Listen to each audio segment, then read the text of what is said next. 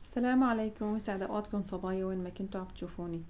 اليوم رح نعمل غريبة السنيورة بطريقة كتير سهلة وبدون تشققات وبعجينة طرية وناعمة.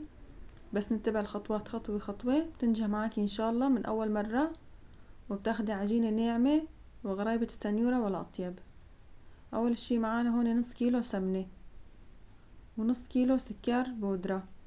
السكر حصرا لازم يكون بودرة، يعني اذا مطحون بالبيت يعني لازم يكون ناعم. لما بدك تطحنيه بالخلاط بتنخليه حتى تطلع البودرة، واذا في شي خشن بترجعي بتطحنيه مشان يضل ناعم، ما يضل شي خشن، لانه السكر اذا خشن راح يضل يقرط بالغريبة وتطلع طعمتها ما طيبة.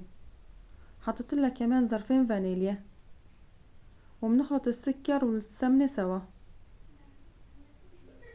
والطحين كيلو طحين معانا، بنحط الطحين بالتدريج مشان يسهل معانا عجنه وما يضايقنا بالعجن، ما بتعود بتنعجن معنا. بس حطيناه كله فرد دفعة، بنحط شوي شوي وبنعجنه بنخلطه.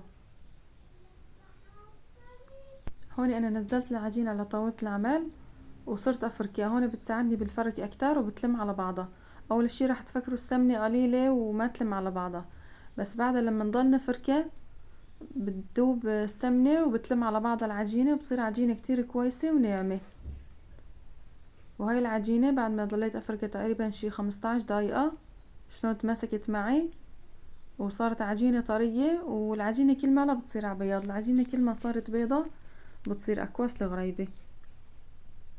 وهاي العجينة صارت جاهزة، وبنحطها بالبراد تقريبا شي 10 دقايق وبعدها بنصير منشكلها.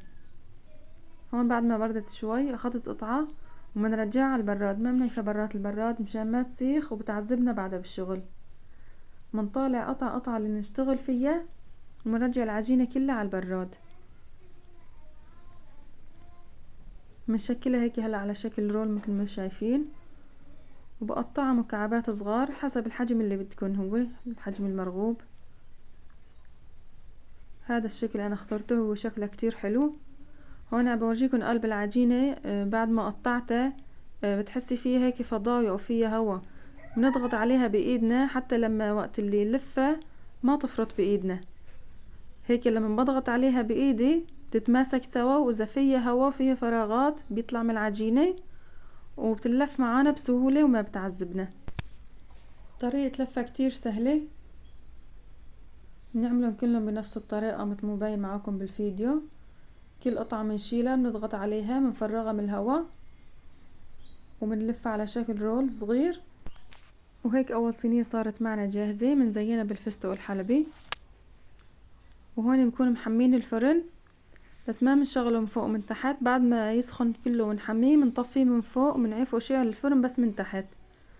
اذا عفناه شغال من فوق ومن تحت رح تشقق معانا. بنعيف الفرن شغال بس من تحت، بنحطه على درجة حرارة 180 تقريبا شي 10 دقايق او اقل حسب الفرن اللي عندك. وهون صارت معي جاهزة الغريبة بعد الفرن. هاي شكلها بعد الفرن، شوفي على حالها من غير تشققات.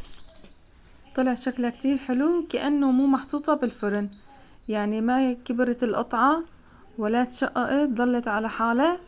هذا كله انه بسبب العجينة، انه عجناها منيح. هي بدها عجن كتير، عجينة الغريبة. والفرن اهم شي ما تشغلي من فوق من تحت، بس من تحت. واذا بدك تاخد هيك لون شوي من الوجه بتشغليه شوي من فوق شي دقيقتين 3 وبس. وبحب اتشكركم كتير، وما تنسوني من دعمكم واشتراكاتكم، تشاركوا الفيديو مع اصدقائكم. السلام عليكم.